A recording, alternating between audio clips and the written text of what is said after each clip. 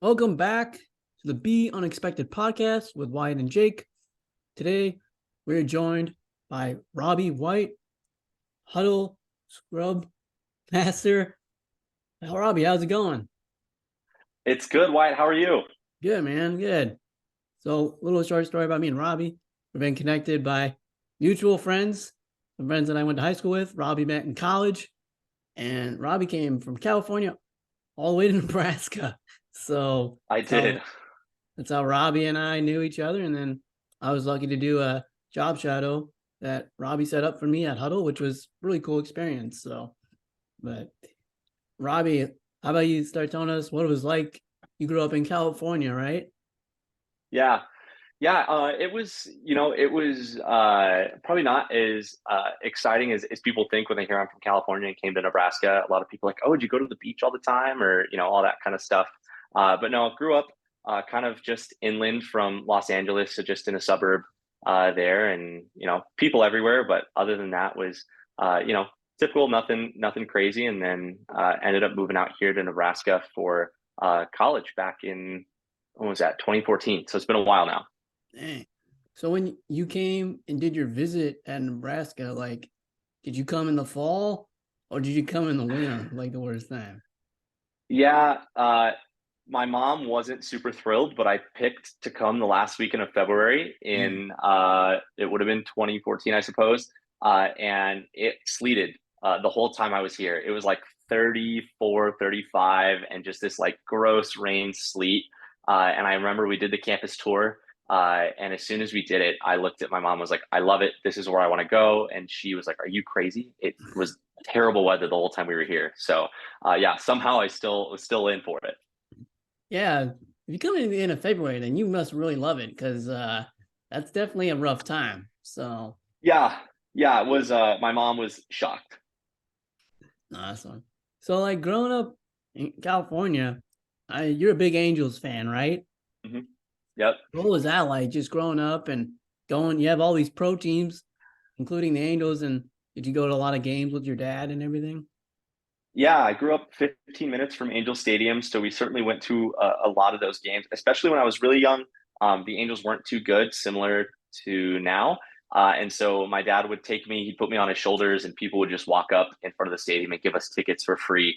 And so we would go to a lot of games that way. And then, they won the World Series in 2002, which was super exciting, and just been huge Angel fans ever since. But yeah, definitely, I think I took it for granted the number of pro teams that were just close enough to LA or in California. I mean, they have five baseball teams in California alone, and now three NFL teams after the Raiders left. But yeah, definitely took that for granted, and so coming to Nebraska, different experience, but it was cool to see everyone rally around the Huskers in a way that people just don't do in California. People can have so many different interests outside of sports in California. So I think that was a big draw coming to Nebraska, was just seeing everyone rally around the Huskers in so many different sports. Yeah, for sure. I mean, like I think like here it feels like a pro team, but it's just college, which is kind of like Yeah. my minor leagues. But yeah, I Hmm. bet it was just normal for you to. That's pretty cool. You grew up like 15 minutes away. Hmm. That's Just awesome. short Like, drive. Yeah. yeah. And baseball tickets, I mean, they're usually not too expensive, so you could Hmm. go to a bunch of games. But so like growing up with all the pro teams and being an Angels fan, how did that affect you in your own athletic career growing up? Yeah, I played baseball for 10 years growing up, and was a huge fan of it. Loved playing it until I kind of got a little bit older, and by that I mean like 12. Turned out to be not the greatest baseball player. And my dreams of playing in the Game Seven of a World Series for the Angels kind of went out the window once I went to high school and kind of got real with where my athletic ability was. But definitely was a huge influence. My dad and I go to spring training in Arizona every year as well. We've been doing that for almost 23 years now. So it had a huge influence on my kind of athletic interests or sports interests in general as well. So yeah, definitely feeling lucky to grow up so close to so many major sports teams. Did you play any other sports besides baseball growing up then? A little bit of soccer, super early on, just trying different things out. Played a little soccer, wasn't too great at that one. And then into high school, in high school I ran cross country my freshman year and found out, for 3, wasn't great at that. But then I found volleyball that spring. My high school started a men's volleyball team my freshman year. It's a little more common, I suppose, in California for men's volleyball to be a high school sport than it is here in Nebraska, even with how big volleyball is in the state. And I played that all 4 years and definitely found a new passion for volleyball there in that way, and kind of was lucky to come to Nebraska. That's such a big volleyball state, because it definitely made that really exciting and gave me an immediate kind of connection. Like, oh shoot, I can go to all these Husker games and go to Devaney and see such a great team play right away, which was super exciting. Yeah, for sure. I mean, like I think we're ranked like what in the top 5 again this year. So Top 5 right now. Yep. yeah, so perfect spot to come from Hmm. California to Nebraska. So like men's Exactly. volleyball, like here in Nebraska, no one ever thinks about men's Hmm. volleyball because they don't even offer it. But what was it like? Like, is it season in the spring then? Because girls play in the fall, and did you guys Hmm. make it a Yeah. state? That's exactly right. Yeah, the season is in the spring, and so we kind of battle a little bit with some other spring sports for athletes that you might want on a volleyball team for men's. But yeah, we made it to in California. State is called CIF, and it's just such a big state that they break it all into different sections. So we were in the southern section, which is the largest one down there, with all the schools in kind of LA County, Orange County, different places down there. So we were lucky enough to make it to CIF in our division. I think we were only eligible to go the last 2 seasons just because we were so new. Hmm. So we went the last 2 seasons, and then the year after I left, they won CIF, which is, I would say, the equivalent to winning, kind of probably like a class. We would have been the equivalent of probably like a Class B, state title, but just kind of the way California breaks it down a little different. But yeah, so had able to make it CIF, which was a fun experience and kind of set me up just to kind of get into volleyball and at least know a little bit about what I was watching when I got here to Nebraska. Yeah, for sure. Yeah, when I watch like volleyball, like I kind of like to watch women's more because one, we're just used to Hmm. it. The points are also Yep. longer. Were the Yes. points really quick in your high school volleyball? Yeah, super common in the men's game that it's not a lot of transition volleyball, which is mostly the women's game is going to be one in transition. So yeah, very quick. Just one serve, a bump, a set, and a kill. If you're doing it the right way in the men's game. If not, someone's probably making a great play on the other end. Which is, I agree, women's is a great sport to watch because you just get those long, exciting rallies with great defense. Hmm. I think sometimes for me, great digs are even more exciting than great kills, which I know a lot of people will disagree with. But with Nebraska playing in the Big Ten, we have some of the best volleyball in the country that happens just right down the road in Devaney here in Lincoln, which is super exciting when some of those great other Big Ten schools come to town and we get to play them. Yeah, for sure. So you play high school volleyball and graduate, come to Nebraska, and then go through your 4 years of Nebraska football. Some good, some Hmm. bad. Yeah, yeah. Yeah, hopefully we do better this year. But anyway, then you come out of college. How did you end up getting a job at Huddle?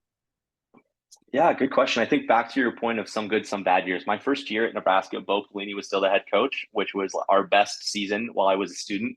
I was a student for 5.5 years, so did a little extra time as well. And so that kind of led into Huddle those last couple of years that I was a student.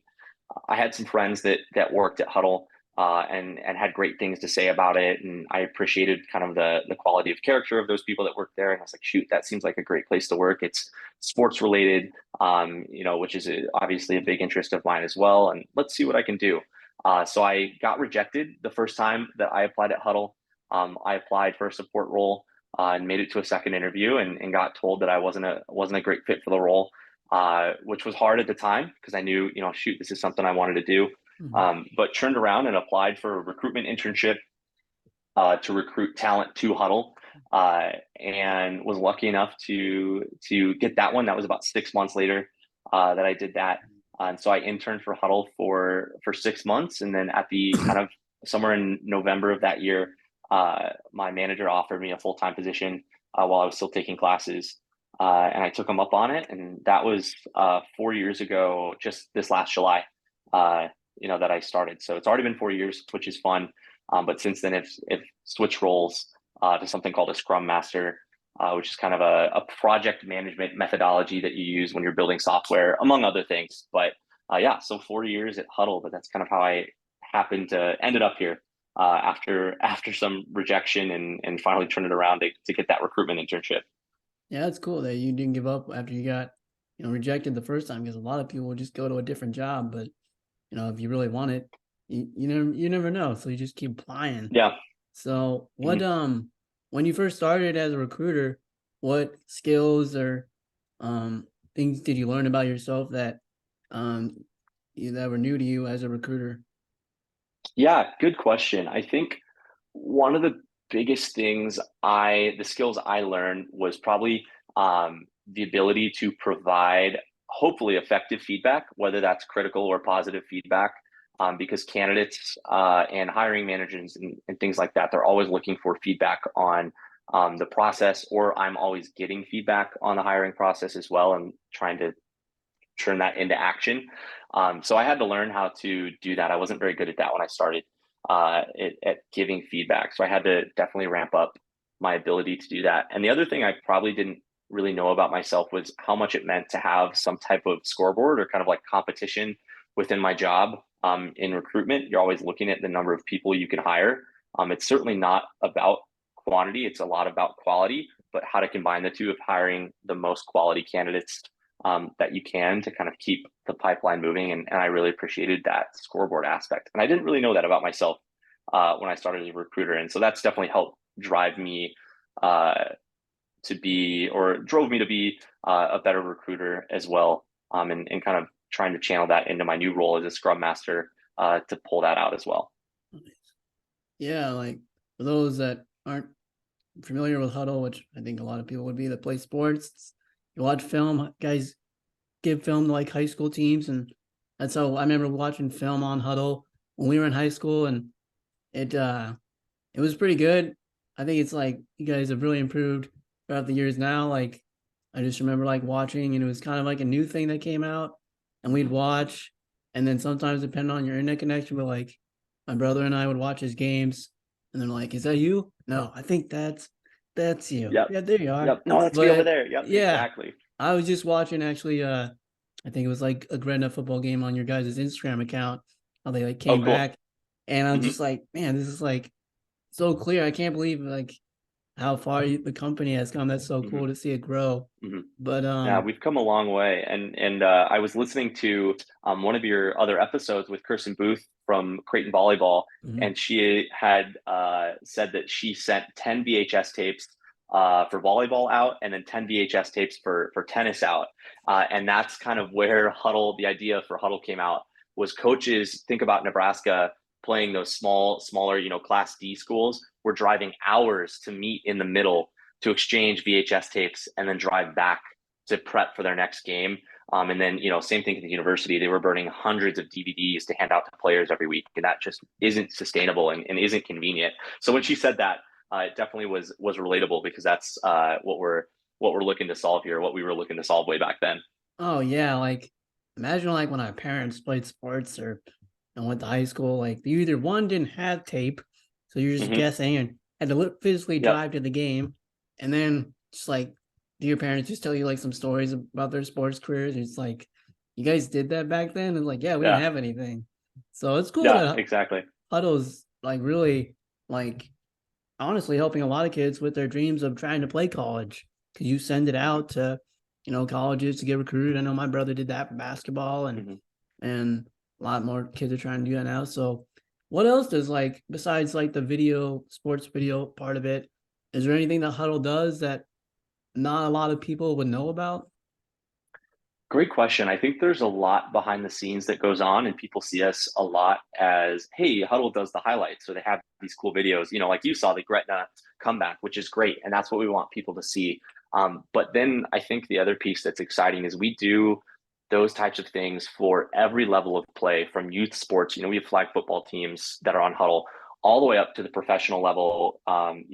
With the MLS or the EPL. They're using different Huddle products to break down their games live on the sideline using Huddle Sports Code. They're using some replay and analysis that they can do, and we're getting into wearables. So I don't know if you'll see athletes now wear kind of these like sports bra looking things on, and that's to track different metrics of how far are they going, different health metrics, things like that they can do. And so we have Wemu, which is one of our products that we use kind of at the highest level. And so we have customers in hundreds of countries that are using different Huddle products. I think we're up to maybe 10 or 13 products now that we offer, including now we're getting into the fan space. So if you take Gretna, for example, and you go to fan.huddle.com and find Gretna High School, you'll be able to see their game recap. You'll be able to see their upcoming live streams, potentially if they're streaming to Huddle, and kind of see all of the content as a fan you might want to see in one spot. And so that's brand new, just launched here this month, which is exciting. So yeah, all kinds of different aspects to Huddle that I think people might not know about, and that's okay. And it's even the back end breakdown is something that we do automatically in some cases using machine learning, so we can automate certain pieces to those breakdowns that you're seeing. That I think is really exciting. That just all happens in the background, and that's how it should be, to make things as easy and feel as effortless for the customer as possible. That's awesome. Like, yeah, I never knew you guys did that. I mean, I only did a job shadow there for one day, but even I was just like, man, there's a lot that goes on than what people don't really realize. And Yeah. what I thought was cool when I visited Huddle was just like the culture of Huddle. Like, you guys all seem like pretty close knit company, and you guys do events too, right? Kind of like team events, right? Yeah, we have lots of different outings that we do to make sure we're maintaining that culture that we have, and building on it. I think is important too, both here in the U.S. and in our different offices or for remote employees internationally.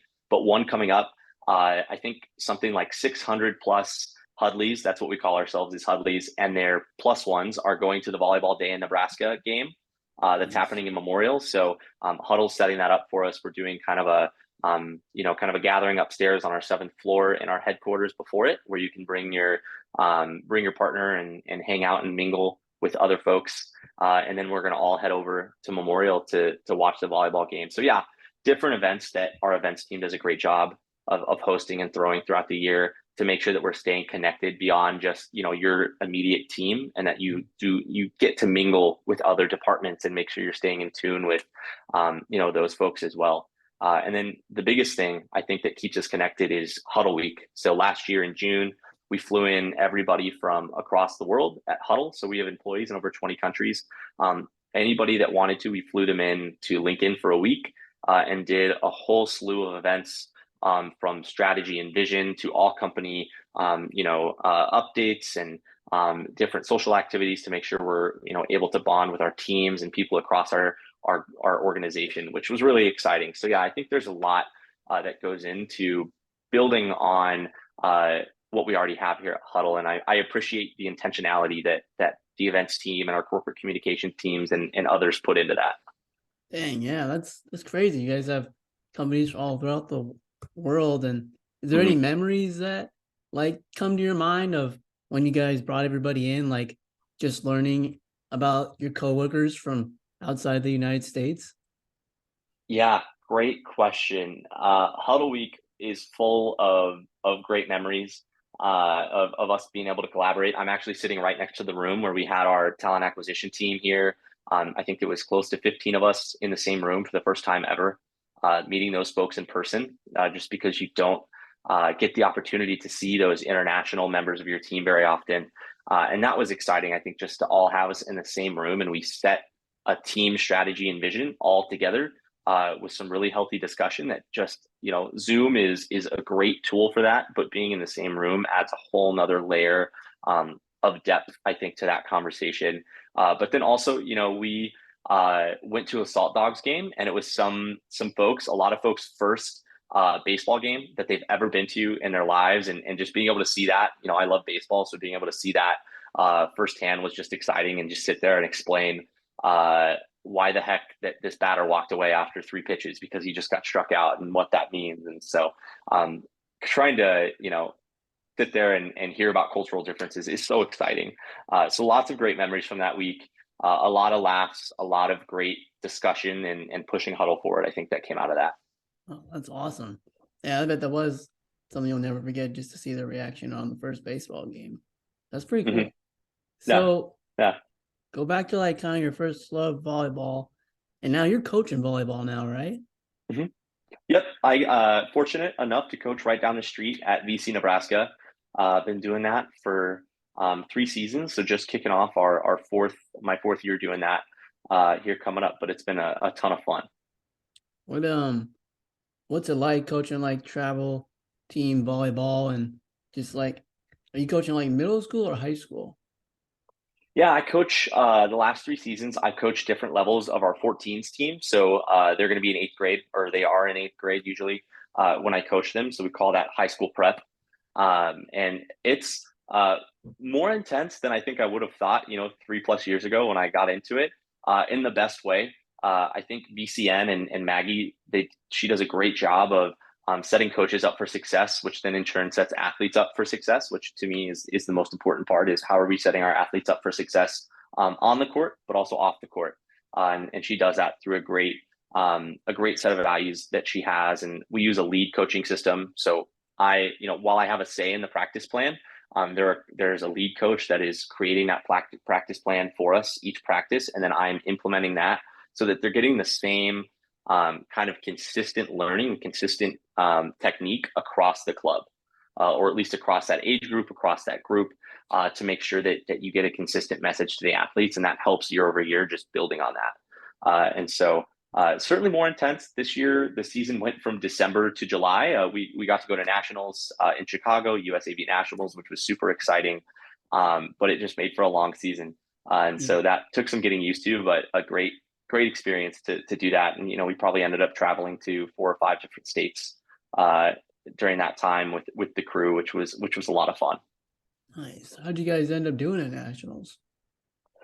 No, it was a great learning experience for the girls. I will say that this is the first team to ever qualify for the Open division for USAV for VCN, which is a great accomplishment. Open is that highest top division for USA Volleyball, and so to be able to say we're the first team to qualify for the Open division was a huge success. I think we finished something like 27th out of 36 teams. But I mean, while that wasn't a great weekend or a great week for us there, when you look back at the whole picture, we can say we're a top 27 team in the country at that age because we played the best competition that was there, which is really exciting. And we certainly have a ways to go to keep building on that. The goal is to win national championships now at VCN, which is an exciting place to be at. And so a lot of work left to be done, no doubt about that, but also want to make sure we appreciate how far that VCN has come and kind of the program that Maggie continues to build with a lot of great help around her. Yeah. That's just cool. Like make the nationals for anything. Like you said, top 30, Yeah, you're two out of like what, the top 25. yeah, That's pretty yeah. cool. So like when you go through stuff like that where like, losing's not fun or like you're trying to preach like winning and you want to succeed, but how do you get your players to see like, yeah, this is really fun and everything, and we want to win and win nationals, but you want to help them learn that sports can teach you a lot about life as well. Great question. That is one of the challenges that I appreciate most about being a coach is um, trying to make sure that they realize. I think Maggie has a great thought on this, and VCN is not a win at all cost club. We would rather build the training and the technique and the culture that goes into winning rather than just look at winning. Yes, we want to win. That is a major priority at VCN. Uh, but I think the best part is being able to work on more of, hey, we're going to show up every day and we're going to respect our teammates. We're going to respect our coaches. We're going to have simple things. I think another thing I appreciate, there are no little things, is something that I appreciate. And so if you're doing taking all the little things into account and making sure to focus, that each one is important. It helps create, a culture of winning and a culture of success. And at the end of the day, it's about making sure that you have a respect for each other and a respect for yourself. And those lessons, I think, are what translates back to your question of, this is more than just volleyball. It's just learning how to treat people and show up every day. And you might not be able to bring 100% of yourself, but I at least want 100% of what you have. I think I just heard Matt Rule say that as well, and it's something that I've always loved. Is not everyone can show up 100% every day, but I do want everything of what you have that day. And it's not for me; it's more so for your teammates, and showing up for your teammates, which is important. And so I appreciate that about VCN and Maggie and the culture that she's created to let us have that. It's not a win at all cost. It's making sure we get the little things right as well. Yeah, sure. So you're working at Huddle and coaching volleyball. What has just like your life experiences? Because not every day is easy coaching, not every day is easy Yeah. at Huddle. But what has it taught you about like overcoming adversity and hmm life? Everything either happens for a reason or the unexpected comes up and you got to deal with it. So what has Yeah. that taught you? Yeah, absolutely. I think the biggest thing, or one of the biggest things I've appreciated or that I've learned from Huddle, and a lot from an early mentor of mine, Cliff Carlson, was give grace. Like always default to giving grace. If you lead with that, a lot of times you'll find that people will give you grace back, because there's not, I think back to what you're saying, life will throw adversity your way, right? And things will come up. And that, I would hope that if, I'm giving grace as things come up for other people and working with them through that, that when inevitably that happens in my life, that's something that I will get in return. And I've been fortunate that Huddle has really been a place that has given grace. It is a flexible workplace. It is an understanding work and a very understanding work environment that, as things come up, say it's something as simple as I traveled a lot for volleyball in the spring. My manager was very understanding of that and the time I needed to take off as long as my work was getting done. But he would support me through making sure that happened, which I appreciate. And this season for us was certainly long from a time aspect, December to July, but also from kind of that emotionally taxing aspect of trying to qualify for nationals and all the ups and downs that come with a team in a season. It was a long season, and you want to make sure you surround yourself with those that will provide that grace and be there to support you, right? And I think having a support system is certainly everything. So yeah, coaching has taught me a lot through that. Huddle has taught me a lot through that. To your point, it's not always been easy. There's been times when we've had turnover at Huddle on teams that I've been on that has been really hard, or coaching doesn't always go your way, right? You're going to have ups and downs to your season. And so making sure you have a great support group around you to weather that, I think has been something that I've been fortunate to have, both at VCN and at Huddle, and I can't be more thankful for both of those places and the people that I have at those places to provide that. Oh, that's awesome. One more question, a little fun question before we go. Sure. How do you think Nebraska football and volleyball will do this season? Whew, that is a great question.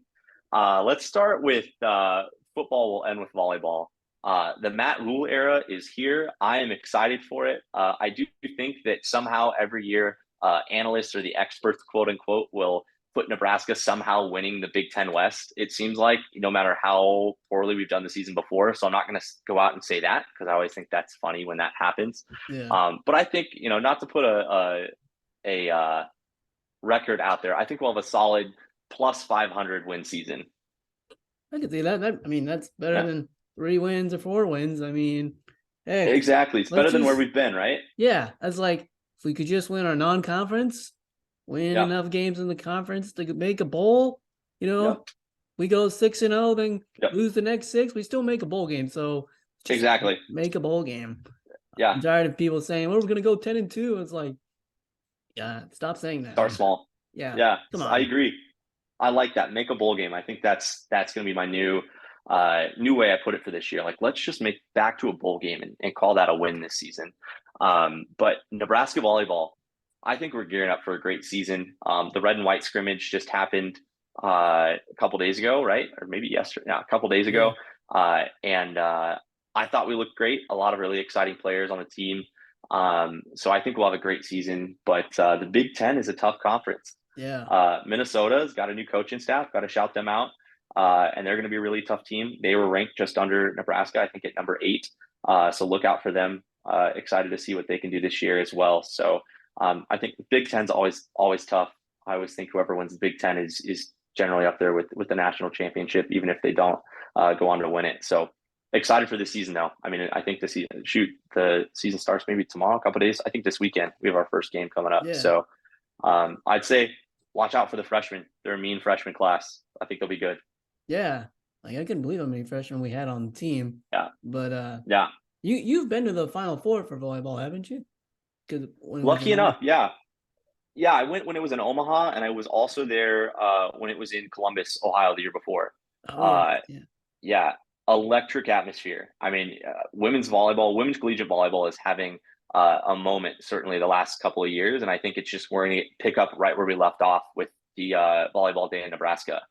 Having 90,000 people to watch a collegiate women's volleyball match is going to be unreal. So, yeah, fortunate enough to attend both of those. I recommend it to anybody out there that just loves a great sports environment. Some of the most classic games that we've seen, in the Final Four, epic showdowns. So would recommend. I think this year they're down in Tampa, but yeah, the Final Four is an awesome experience. Nice. Well, thanks for coming on the show, Robby, and good luck with your volleyball coaching and your success at Huddle. Yeah, Wyatt, thanks for having me on. It's been awesome to listen along and excited for what's to come for Be Unexpected and hope you're well, man. Hopefully see you soon here in Lincoln. Yeah, for sure. All right. See you later, Wyatt. See ya.